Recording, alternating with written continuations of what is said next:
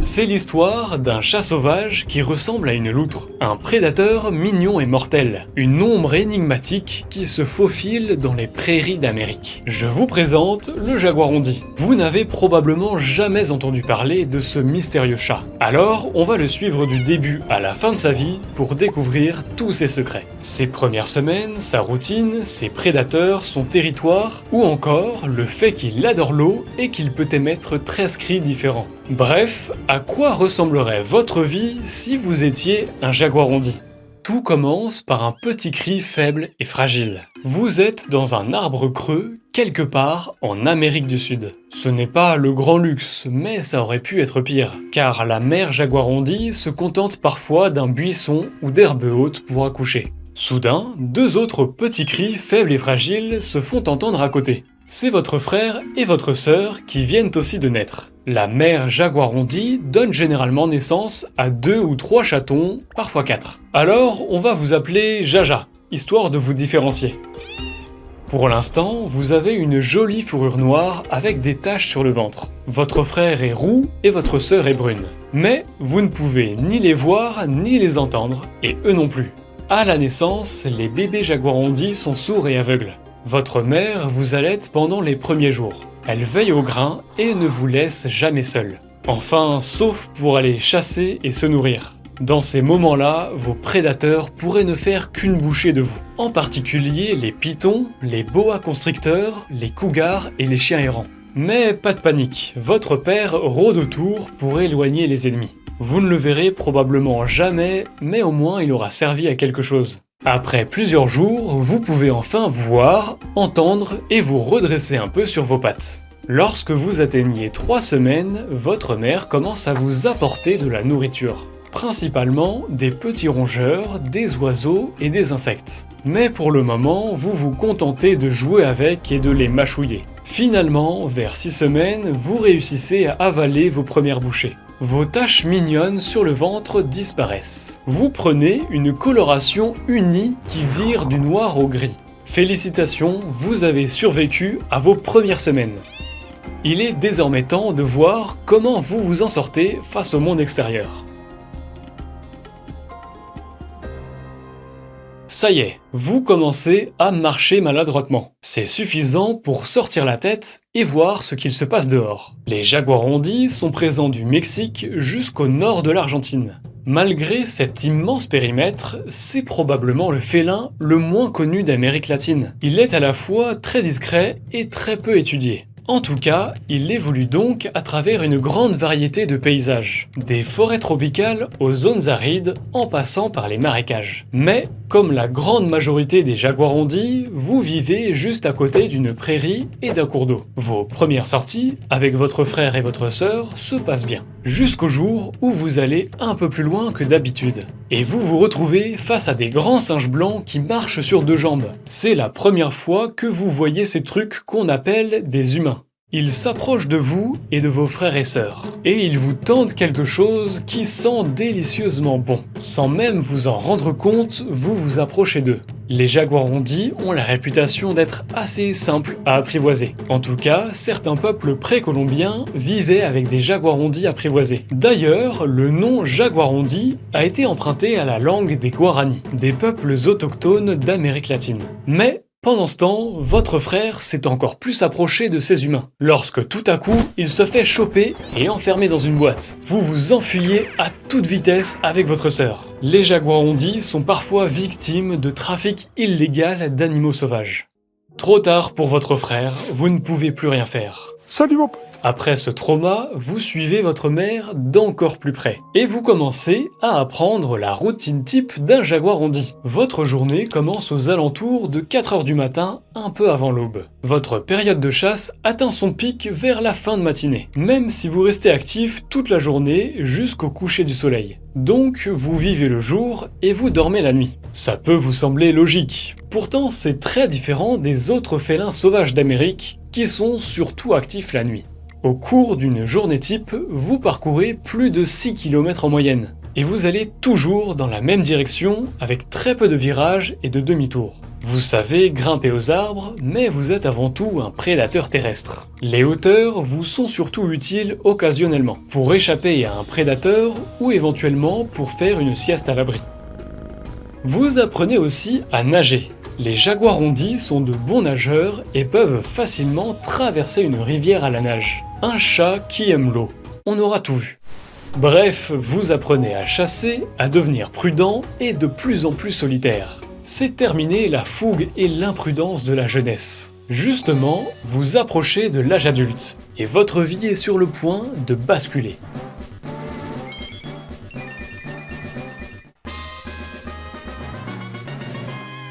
Vous soufflez votre deuxième bougie. Toujours pas de nouvelles de votre frère. Mais au moins, bravo, vous êtes encore en vie. Tiens, votre mère approche. Ah, mais c'est pour vous mettre à la porte. Coup dur.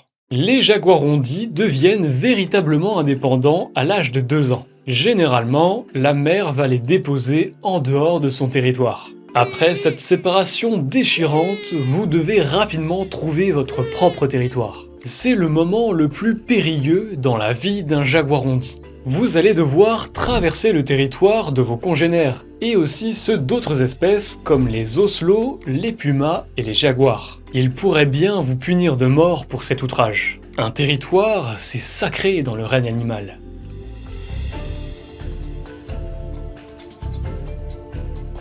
Au moins, vous êtes jeune et fort maintenant que vous avez grandi. Vous avez un corps athlétique tout en longueur, une longue queue, des pattes fines. Votre petite tête est aplatie avec des oreilles courtes et arrondies. Vos yeux, de couleur ambrée, sont assez rapprochés. Vous avez un regard perçant, presque flippant. Votre pelage est court, sombre et uniforme. Pratique pour vous tapir dans l'ombre. De loin, on peut vous confondre avec une loutre qui a un peu la même morphologie, d'où votre surnom de chat-loutre. Vous ressemblez un peu aussi à la taïra, un animal de la même famille que les belettes. Mais c'est juste une ressemblance, rien de plus. Vous faites à peu près 2 fois la taille d'un chat domestique, soit en moyenne 1 mètre de long pour 7 kg. Bref, vous êtes stylé. Mais après plusieurs heures d'errance, votre ventre gargouille. Comme la quasi-totalité des félins, les jaguarondis sont des carnivores opportunistes. Ils se contentent des proies les plus faciles à trouver et à attraper, généralement des insectes, des rongeurs et des oiseaux. Et bingo, vous venez justement de repérer une petite souris. Vous vous approchez lentement, vous plongez sur la souris, mais trop tard. Elle a le temps de se faufiler sous un rocher. À ce rythme, vous n'aurez jamais vos 400 grammes de proie quotidienne. Vous allez devoir vous contenter de quelques fruits, feuilles et insectes pour aujourd'hui.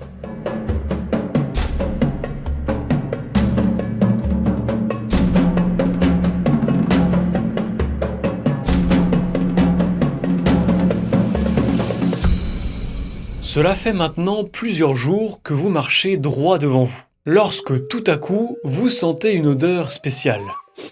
Pas de doute, vous êtes entré sur le territoire d'un autre jaguarondi. Ils marquent leur territoire avec leur urine, leurs excréments ou encore des marques de griffes. Ils se frottent aussi la tête un peu partout pour laisser leur odeur. Un territoire de jaguarondi varie de 7 à 100 km². Dans tous les cas, il défend toujours farouchement l'entrée à ses rivaux. Et justement, vous entendez subitement un effrayant sifflement aigu. C'est le propriétaire des lieux qui hérisse ses poils de colère juste derrière vous. Un grand jaguarondi roux. Pendant longtemps, on pensait que les jaguarondis roux et noirs étaient 2 espèces différentes. Pour les différencier, les roux sont donc appelés Eira. Mais en réalité, c'est bien la même espèce. Et cette Eira vous crie littéralement dessus. Les jaguarondis ont un répertoire vocal inhabituel constitué de 13 cris différents. Et lorsqu'ils sont en colère, ils grognent, ils sifflent. Pas besoin d'avoir fait jaguarondi LV2 pour comprendre que c'est une menace. Je vais te briser tes os, je vais te boire ton sang. Mais vous avez mis trop de temps à réagir. Cette Eira vous saute dessus. Après cette belle peur et encore plusieurs jours d'exploration, ça y est, vous trouvez enfin une zone tranquille, parfaite pour fixer votre territoire. Vous êtes enfin chez vous. Vous allez pouvoir souffler un peu avant de franchir une nouvelle étape dans votre vie. Les années passent et vous êtes maintenant un jaguarondi mature dans la fleur de l'âge. Agile, souple et puissant, vous vous faufilez discrètement dans les hautes herbes et les sous-bois, et parfois même dans les rivières et les branches des arbres. Votre territoire n'a plus aucun secret pour vous. Vous chassez toujours des petites cibles faciles, du style rongeurs et oiseaux. Mais si l'occasion se présente, vous ajoutez parfois des proies plus variées au menu. Par exemple, des dindons sauvages et des cailles. Vous êtes même capable de sauter jusqu'à 2 mètres de haut pour attraper un oiseau. Parfois, vous chassez aussi des lézards, des grenouilles, des poissons, et il vous arrive même quelquefois de manger des proies plus grosses, notamment des lapins, hamsters, opossums et même des petits singes et des tatous. Mais attention à ne pas trop prendre la confiance. Souvent, le territoire des jaguarondis se mélange avec celui de ses ennemis naturels. Des attaques spectaculaires de pumas sur des jaguarondis ont déjà été recensées. Compte tenu de la différence de gabarit, vous n'avez aucune chance. C'est quand même ballot, parce que dans les félins, votre parent le plus proche, c'est justement le puma. Heureusement, les rencontres sont plutôt rares, vu qu'ils vivent la nuit et vous le jour. En revanche, maintenant que vous avez plus de 3 ans, vous cherchez à rencontrer des femelles jaguarondis. Pendant longtemps, les spécialistes ont pensé que le jaguarondi était un grand solitaire, comme la quasi-totalité des félins. Pourtant, récemment, des couples de jaguarondis vivant et chassant ensemble ont été observés. Comme pour les autres chats, le mâle mord la femelle par le cou lors de l'accouplement, tandis que la femelle pousse de grands cris. Je ne sais pas quoi faire de ces infos, c'est cringe, mais au moins vous savez. Ensuite, de ce qu'on sait, vous vivez en couple pendant les 2 mois de gestation. Puis un jour, votre partenaire va s'isoler dans un abri pour mettre au monde les petits. Félicitations, vous êtes papa. Mais c'est la femelle qui éduquera les gosses. You just have to say that you're fine when you're not really fine, but you just can't get into it because they would never understand. Et c'est à peu près tout ce que l'on sait sur la vie sociale des jaguarondis sauvages. Par contre, on sait qu'en captivité, ils sont plus sociables. Ils peuvent se toiletter entre eux, se lécher et se renifler. Et leurs 13 cris différents leur sont alors très utiles pour communiquer. En fonction des situations, ils peuvent crier, grogner, ronronner, japper comme un chien, jacasser, miauler, siffler, rugir et même gazouiller. Vous êtes aussi capable de pépier comme un oiseau. D'ailleurs, le son ressemble à s'y méprendre à des chants d'oiseaux. Toutes ces vocalises sont utilisées lors de situations amicales, de séduction, de soutien, de danger, de confrontation, bref, tout un comportement social qui tranche avec l'aspect solitaire habituel des autres félins. Mais de votre côté, vous allez vite être rappelé à la dure réalité de la vie sauvage.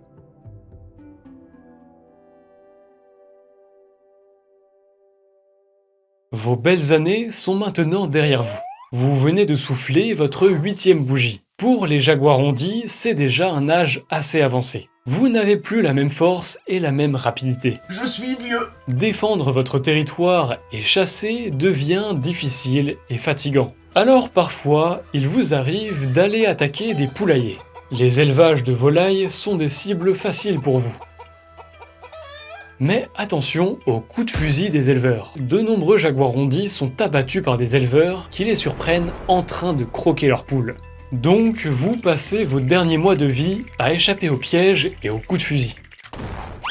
Bref, votre plus grande menace, c'est clairement l'être humain. D'autant plus qu'il détruit votre habitat naturel à vitesse grand V. Votre territoire est remplacé par des palmiers pour faire de l'huile de palme, et par du soja qui sert à nourrir des vaches en élevage intensif. Vous devez aussi traverser des grandes routes toutes neuves fréquentées par des camions énormes. De plus en plus de jaguarondis sont écrasés sur ces routes qui relient les exploitations.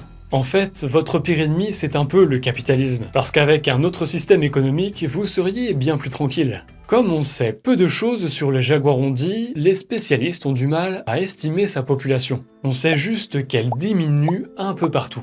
Mais certains chercheurs craignent que la situation soit encore plus grave que prévu. Et le jaguarondi devrait ainsi bientôt être reclassé en espèce menacée. Dans tous les cas, c'est fini pour vous. Le jaguar hondi peut vivre jusqu'à 15 ans en captivité, mais à l'état sauvage, c'est seulement 8 ans en moyenne.